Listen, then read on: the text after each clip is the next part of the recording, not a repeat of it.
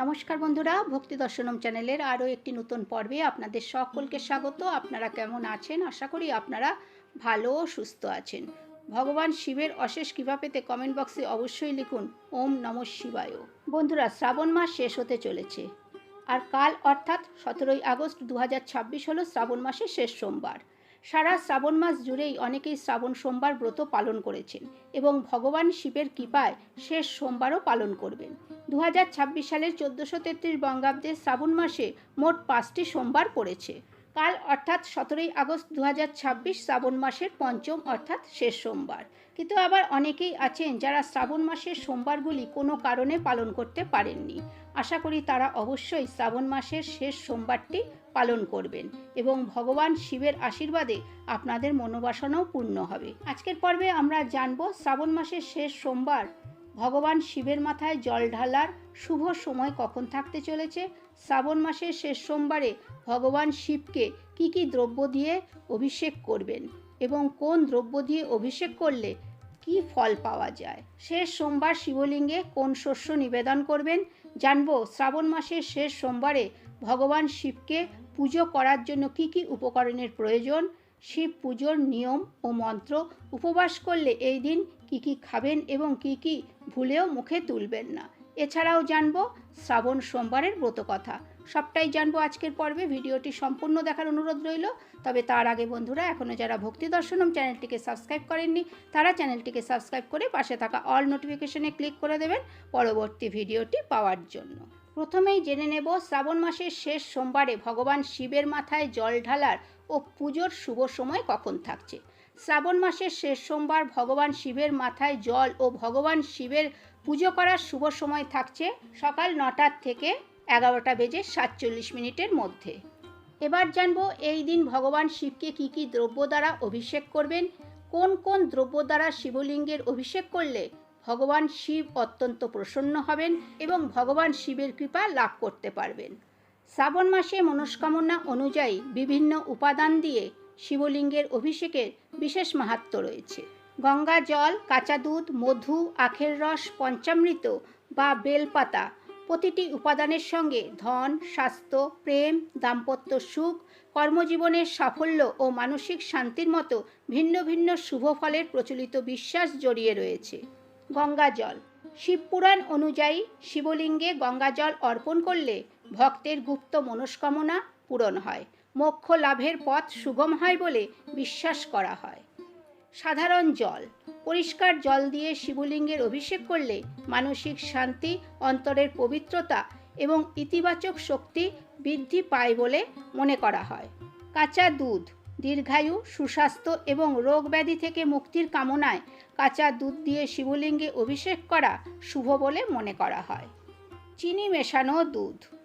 পারিবারিক সুখ, দাম্পত্য জীবনের শান্তি এবং মানসিক স্থিতি লাভের জন্য দুধের সঙ্গে চিনি মিশিয়ে অভিষেক করার কথা বলা হয়ে থাকে। ঘি। শিবলিঙ্গে ঘি নিবেদন করলে বংশবৃদ্ধি, সুসন্তান লাভ এবং শারীরিক শক্তি ও কর্মক্ষমতা বৃদ্ধির আশীর্বাদ পাওয়া যায় বলে বিশ্বাস করা হয়। মধু। শিবপুরাণ মতে মধু দিয়ে অভিষেক করলে রোগ মুক্তি, মনোবাঞ্ছা পূরণ এবং ঋণের বোঝা থেকে মুক্তির সম্ভাবনা বাড়ে। এছাড়াও বৈবাহিক সুখ, পড়াশোনায় সাফল্য, কর্মক্ষেত্রে উচ্চপদ ও সম্মান লাভের ক্ষেত্রেও এটি শুভ বলে মনে করা হয়। জ্যোতিষশাস্ত্র মতে এর মাধ্যমে শুক্র গ্রহের শুভ প্রভাব বৃদ্ধি পায়, যা প্রেম, সমৃদ্ধি ও আর্থিক উন্নতিতে সাহায্য করে বলে মনে করা হয়। আখের রস। আখের রস দিয়ে শিবলিঙ্গে অভিষেক করলে সম্পত্তি, দাম্পত্য সুখ এবং সমাজের সম্মান ও খ্যাতি লাভের যোগ তৈরি হয় বলে মনে করা হয়। কেশর বা হলুদ মেশানো দুধ। বিয়েতে বাধা দূর করতে জল বা দুধের সঙ্গে সামান্য কেশর কিংবা হলুদ মিশিয়ে শিবলিঙ্গে অভিষেক করার রীতি রয়েছে। পাশাপাশি দেবী পার্বতীকে সিঁদুর, কুমকুম, চুড়ির মতো সৌভাগ্যের সামগ্রী নিবেদন করাও শুভ বলে মনে করা হয়। পঞ্চামৃত। শ্রাবণ মাসে পঞ্চামৃত দিয়ে শিবলিঙ্গের অভিষেক করা অত্যন্ত শুভ বলে মনে করা হয়। প্রচলিত বিশ্বাস অনুযায়ী ভক্তিভরে এই অভিষেক করলে নানা মনোবাসনা পূরণের আশীর্বাদ লাভ করা সম্ভব। বেলপাতা। শিবের অতি প্রিয় বেলপাতা, তাই বেলপাতা অর্পণ করলে সব ধরনের মনস্কামনা পূরণ হয় বলে মনে করা হয়। ধর্মীয় মতে বেলপাতার 3টি পত্র ব্রহ্মা, বিষ্ণু ও মহেশ্বরের প্রতীক।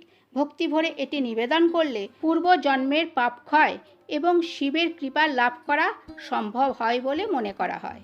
এবার জানব শ্রাবণ মাসের শেষ সোমবার শিব পুজোর উপকরণ এবং শিবলিঙ্গে কোন শস্য অর্পণ করবেন। এই দিন শিব পূজার প্রধান উপকরণগুলি হল পরিষ্কার জল, গঙ্গা জল, পঞ্চামৃত, ফুলের মধ্যে আকন্দ ফুল, ধুত্রা ফুল, নীল অপরাজিতা, যে কোনো সাদা রঙের ফুল বা ফুলের মালা, আকন্দ ফুলের মালা, বেলপাতা, অখণ্ড আতপ চাল, ফল, মিষ্টি, ধূপ, দীপ। শ্রাবণ মাসের শেষ সোমবার শিবলিঙ্গে ছাতু নিবেদন করবেন। শ্রাবণ মাসের শেষ সোমবার শিবলিঙ্গে ছাতু নিবেদন করলে শরীর ভালো থাকে এবং দারিদ্রতা দূর হয়। এবার জেনে নেব পুজোর নিয়ম। যারা শ্রাবণ মাসে কোনো সোমবার পালন করেননি তারা অবশ্যই শেষ সোমবার পালন করার চেষ্টা করবেন। সোমবারের আগের দিন অর্থাৎ রবিবার নিরামিষ আহার গ্রহণ করুন। সোমবার ব্রত উপবাস করলে সেই দিন শিবলিঙ্গে জল ঢালার আগে পর্যন্ত অবশ্যই নির্জলা উপবাস থাকতে হবে। সোমবার সকাল সকাল ঘুম থেকে উঠে স্নান সেরে শুদ্ধ বস্ত্র পরিধান করে সূর্য প্রণাম করুন ও সূর্যদেবকে অর্ঘ্য নিবেদন করুন। সবার প্রথমে ইষ্টদেবতা বা গুরুর দীক্ষা নেওয়া থাকলে গুরুদেবের পুজো ও জপ সারুন। এরপরে ব্রতের সংকল্প করে মহাদেবের ধ্যান করুন। পুজোর সমগ্র উপকরণে গঙ্গা জল ছিটিয়ে নিন। ফুল, বেলপাতায় চন্দন দিয়ে পুষ্প শুদ্ধি করে নিন। পরিষ্কার জায়গায় শিবলিঙ্গ স্থাপন করুন। শিবলিঙ্গ অবশ্যই তামা, পেতল বা পাথরের পাত্রে স্থাপন করবেন। ধূপ দ্বীপ জ্বালিয়ে একপাশে রাখুন। প্রথমে মহাদেবকে আহ্বান জানান, তারপর পরিষ্কার শুদ্ধ জল বা গঙ্গা জল দিয়ে শিবের অভিষেক করুন। বন্ধুরা, শিবলিঙ্গে জল ঢালার নিয়ম, কোন দিকে মুখ করে বসে শিবের পূজা করবেন, শিবলিঙ্গে জল ঢালার সময় কোন কোন নিয়ম মেনে চলবেন, সব বিষয়ে ভিডিও আমার চ্যানেলে দেওয়া আছে, দয়া করে দেখে নেবেন। প্রথমে গঙ্গা জল দিয়ে শিবের অভিষেক করার পর পঞ্চামৃত দিয়ে শিবলিঙ্গের অভিষেক করুন। এরপর শুদ্ধ জল দিয়ে ভগবান শিবকে পরিষ্কার করে শিবলিঙ্গটি পাত্রে রাখুন। এরপর একে একে শিবলিঙ্গে অক্ষত, চন্দন, বেলপাতা, ফুল নিবেদন করুন। এরপর শিবলিঙ্গে গোটা ফল ও মিষ্টি নিবেদন করুন। তবে শিবলিঙ্গে দেওয়া ফল কিন্তু কখনোই নিজেরা গ্রহণ করবেন না। আলাদা করে পাত্রে ফল কেটে ফল, মিষ্টি নিবেদন করুন। পুজোর পর এটি প্রসাদ হিসেবে গ্রহণ করবেন। পুজোর সময় অবশ্যই ওম নমঃ শিবায় মন্ত্রটি জপ করুন। এই দিন 11টি, 21টি অথবা 108টি বেলপাতা চন্দন সহযোগে শিবলিঙ্গে নিবেদন করুন। তবে বেলপাতাগুলি যেন কাটা ফাটা না থাকে। পুজো শেষে 108 বার ওম নমঃ শিবায় মন্ত্রটি জপ করুন। এছাড়াও মহামৃত্যুঞ্জয় মন্ত্রটি জপ করতে পারেন। পুজো শেষে ভগবানের উদ্দেশ্যে ধূপ দ্বীপ নিবেদন করুন। সবশেষে কর্পূর দিয়ে আরতি করুন এবং শ্রাবণ সোমবারের ব্রতকথাটি পাঠ করুন। এবার জেনে নেব শ্রাবণ মাসের সোমবারই উপবাস করলে কি কি খাওয়া যাবে এবং কি কি খাবার ভুলেও মুখে তুলবেন না। শ্রাবণ মাসের সোমবারই উপবাস করলে পুজো শেষে প্রসাদ খেয়ে উপবাস ভঙ্গ করুন। তারপর ফল, মিষ্টি, দুধ খাওয়া যেতে পারে। এছাড়াও এই দিন সাবুদানার তৈরি যে কোনো খাবার গ্রহণ করতে পারেন, তবে রান্নায় অবশ্যই সৈন্ধব লবণ ব্যবহার করবেন। পঞ্চ রবিশস্য এই দিন গ্রহণ করা যাবে না। এই দিন আমিষ জাতীয় কোনো খাবার ভুলেও গ্রহণ করবেন না। রাতে ফল, মিষ্টি গ্রহণ করা যেতে পারে। এবার জেনে নেব শ্রাবণ সোমবারের ব্রতকথা। পৌরাণিক কালে অমরপুর নামক নগরে এক ধনী ব্যবসায়ী থাকতেন। অন্যান্য নগরেও তার ব্যবসা ছড়িয়েছিল। নগরের প্রত্যেক সেই ব্যবসায়ীকে সম্মান করতেন। তবে এত সম্মান ঐশ্বর্য সত্ত্বেও সেই ব্যবসায়ী মনে মনে কষ্টে থাকতেন, কারণ সেই ব্যবসায়ী নিঃসন্তান ছিলেন, তার কোনো পুত্র ছিল না। মৃত্যুর পর তার বিশাল ব্যবসা কে দেখবে, এই অঢেল সম্পদ কে সামলাবে, সেই চিন্তায় গ্রস্ত থাকতেন তিনি। তার পুত্র লাভের কামনায় সেই ব্যবসায়ী প্রতি সোমবার উপবাস করে শিবের পুজো করতেন। সন্ধেবেলা শিব মন্দিরে গিয়ে মহাদেবের সামনে ঘিয়ের প্রদীপ জ্বালাতেন। সেই ব্যবসায়ীর ভক্তি দেখে একদা পার্বতী শিবকে বললেন, হে প্রাণনাথ, এই ব্যবসায়ী তোমার ভক্ত। বহুদিন ধরে সে প্রতি সোমবার উপবাস এবং পুজো করে আসছে। এরপরই ব্যবসায়ীর ইচ্ছে পূরণ করার জন্য শিবের কাছে অনুরোধ করেন পার্বতী। শিব হেসে বললেন, হে পার্বতী, এই সংসারে প্রত্যেকে নিজের কর্মের ফল ভোগ করে। ব্যক্তি যেমন কর্ম করে তেমনিই ফল পায়। কিন্তু এরপরও পার্বতী নাছোড়বান্দা। তিনি আবেদন করেন, না প্রাণনাথ, আপনাকে এই ব্যবসায়ীর ইচ্ছা পূরণ করতেই হবে। সে আপনার অনন্য ভক্ত। প্রতি সোমবার নিয়ম মেনে ব্রত পালন করে, পুজোর পর আপনাকে ভোগ নিবেদন করে, একবার খাবার খায়। তাকে পুত্রলাভের আশীর্বাদ দিতেই হবে। পার্বতীর এমন আবেদন শুনে শিব বলেন, তোমার কথায় আমি এই ব্যবসায়ীকে পুত্রলাভের আশীর্বাদ দিচ্ছি, কিন্তু তার পুত্র 16 বছর পর্যন্তই জীবিত থাকবে। সেই রাতেই শিব ব্যবসায়ীর স্বপ্নে এসে পুত্র লাভের আশীর্বাদ দেন, পাশাপাশি পুত্রের 16 বছর পর্যন্ত জীবিত থাকার কথাও জানান। ঈশ্বরের আশীর্বাদে ব্যবসায়ী খুশি হন, কিন্তু পুত্রের স্বল্পায়ুর কথা শুনে তার সমস্ত আনন্দ নষ্ট হয়ে যায়। ব্যবসায়ী আগের মতোই নিয়ম মেনে সোমবারের ব্রত পালন করতে শুরু করেন। কিছু মাস পর অতি সুন্দর পুত্র জন্ম নেয়, যার ফলে ব্যবসায়ীর জীবন আনন্দে ভরে ওঠে। কিন্তু সন্তানের স্বল্প আয়ু হওয়ার কথা জেনে খুব বেশি খুশি হন না তিনি। এদিকে বাড়ির কোনো সদস্যই এই রহস্য সম্পর্কে জানতেন না।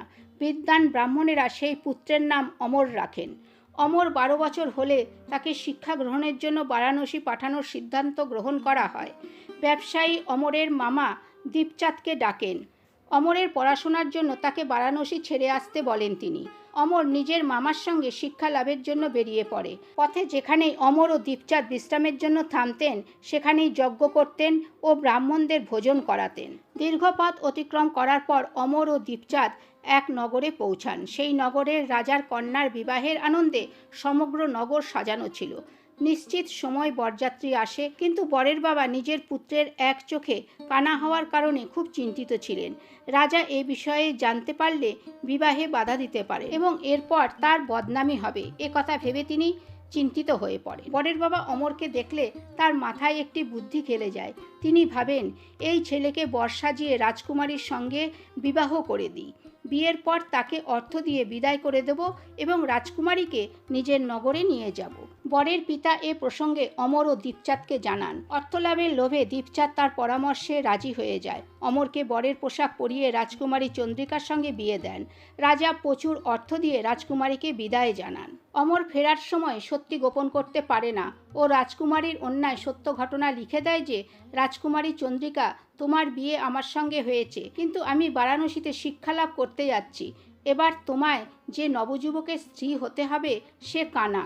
রাজকুমারী নিজের অন্যায় লেখা বার্তা পড়েন, তখন তিনি সেই কানা ছেলের সঙ্গে যেতে অস্বীকার করেন। রাজা সব কথা জেনে রাজকুমারীকে প্রাসাদেই রেখে দেন। অন্যদিকে অমর নিজের মামা দীপচাঁদের সঙ্গে বারাণসী পৌঁছায়। অমর গুরুকুলে পড়াশোনা শুরু করে। অমরের বয়স 16 হলে সে এক যজ্ঞ করায়। যজ্ঞ শেষে সে ব্রাহ্মণদের ভোজন করায় ও প্রচুর অন্ন বস্ত্র দান করে। রাতের বেলায় অমর নিজের শয়নকক্ষে ঘুমাচ্ছিল।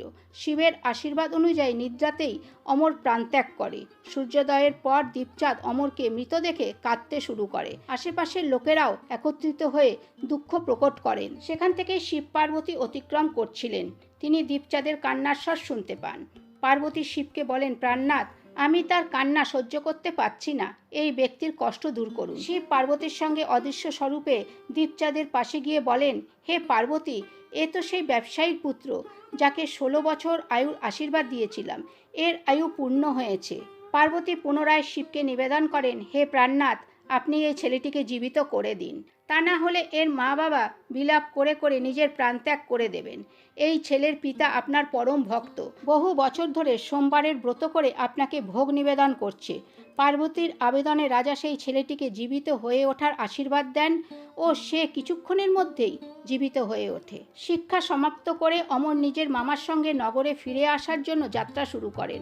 পথে পুনরায় সেই নগরে আসেন যেখানে অমরের বিবাহ হয়েছিল। সেই নগরেও অমর যজ্ঞের আয়োজন করান। নগরের রাজা সেই যজ্ঞ দেখেন। তখনই তিনি অমরকে চিনতে পারেন। যজ্ঞ সমাপ্ত হওয়ার পর রাজা অমর ও দীপচাঁদকে নিজের প্রাসাদে নিয়ে যান।